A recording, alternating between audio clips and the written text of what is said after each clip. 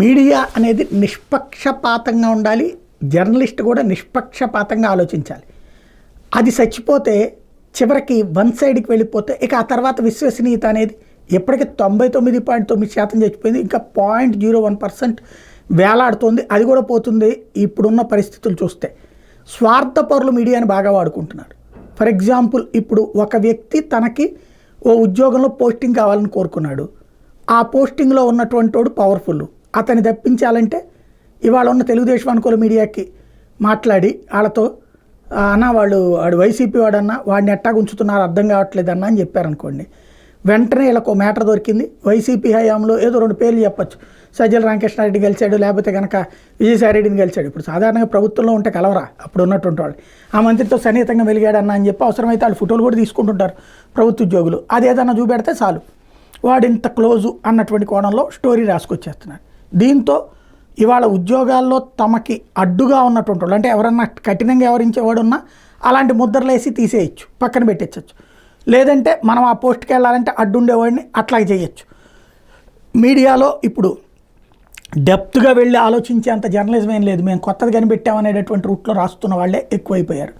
రెండవది చూస్తే బిల్లులకు సంబంధించి ఇవాళ ఒక వార్త రాసుకొచ్చారు. నాకు ఇది చూశాక అనిపించింది అనమాట. ఎందుకంటే అత్యవసర పనులకు ముఖ్యమంత్రి ఆమోదం తెలిపిన ఆర్థిక శాఖలో దిగుస్థాయిలోనే ఫైల్ ఆగిపోయింది. అసలు ఏ హెడ్ కింద ఈ నిధులు కేటాయించాలంటే ఆర్థిక శాఖ అధికారులు సందేహాలు వ్యక్తం చేస్తున్నారు. సమాచారం ఇదే రెవెన్యూ హెడ్లో ఇంత మొత్తం నిధులు ఎలా ఇస్తామని ప్రశ్నిస్తున్నారు అంటూ ఒక 300 కోట్ల రూపాయలంట 2346 పనులకు సంబంధించి ఇరిగేషన్ పనులట. జలవనరుల శాఖ రాష్ట్రంలోని అందరి సీఈలతో సమావేశం ఏర్పాటు చేసి తక్షణమే చేపట్టాల్సిన అత్యవసర పనులకి ఒక నివేదిక సిద్ధం చేసి 300 కోట్లు అడిగారట. 2346 పనులట. దానికి పాలనామోదం కోసం వెళ్తే ఆర్థిక శాఖ వాళ్ళు అడ్డం పడ్డారు అట్టని. దీంతో అసలు ముఖ్యమంత్రి చెప్పినా మాట ఎంటలేదు అని ఓ స్టోరీ రాసేశారు. ఇక్కడ కామన్ సెన్స్ ఆర్థిక శాఖ వాళ్ళు వాడారు. ఇప్పుడు జరుగుతున్నది ఏంటి? వర్షాకాలం జరుగుతుండగా పనులు ఏమైనా చేయడం కుదురుద్దా? పోలవరం ఇప్పుడు ఎందుకు అట్లా ఆపేసాం? లేకపోతే గేట్లకు సంబంధించి ఎందుకు పెట్టకుండా ఎందుకు ఆలోచిస్తున్నాం, పక్కన పెట్టేస్తున్నాం? పులిచింతల దగ్గర గేట్ గురించినో ఇంకో దాని గురించినో ఇంకోటి ఈ టైంలో వస్తే నీళ్లలో పోసిన పన్నీరే, మామూలుగా బూడిదలో పోసిన పన్నీర్ అంటాం, నీళ్లలో పోసినట్టే డబ్బులు కాబట్టి ఆపుతారు. కానీ ఈడెవడో తినాలనుకున్నవాడు తెలివితే అట్లే ఉంటుంది. ఈ టైంలో 300 కోట్లు తింటే పని చేసేసినట్టు చూపెట్టచ్చు, ఇందులో 200 కోట్లు మింగేయచ్చు.